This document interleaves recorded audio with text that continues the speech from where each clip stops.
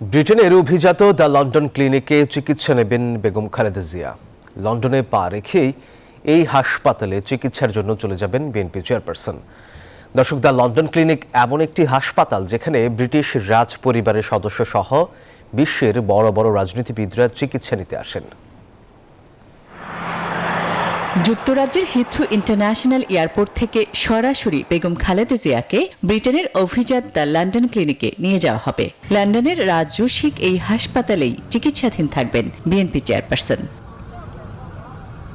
1932 সালে স্থাপিত অভিজাত এই প্রাইভেট হাসপাতালটি সেন্ট্রাল লন্ডনের মার্লিবর্ন রোডের ডেভনশায়ার প্লেসে অবস্থিত। এটি ইংল্যান্ডের সবচেয়ে বড় প্রাইভেট হাসপাতাল। অত্যাধুনিক সকল সুযোগ সুবিধা রয়েছে এই হাসপাতালে। এখানে বছরে প্রায় 2 লাখ রোগী চিকিৎসা করিয়ে থাকেন।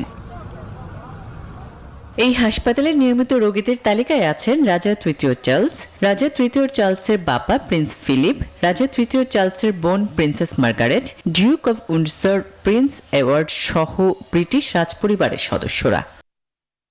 এখানেই শেষ নয়, মার্কিন প্রেসিডেন্ট জন এফ কেনেডি সহ সাবেক ব্রিটিশ প্রধানমন্ত্রী ডেভিড ক্যামেরন 1966 সালে এই হাসপাতালে জন্মগ্রহণ করেন। এমনকি বিখ্যাত অভিনেত্রী এলিজাবেথ টেইলরও দ্য লন্ডন ক্লিনিকের নিয়মিত রোগীদের তালিকায় আছেন।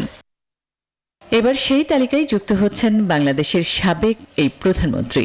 এখানে চিকিৎসা শেষে বেগম জিয়া ছেলে তারেক রহমানের বাসায় যাবেন বলে জানা গেছে।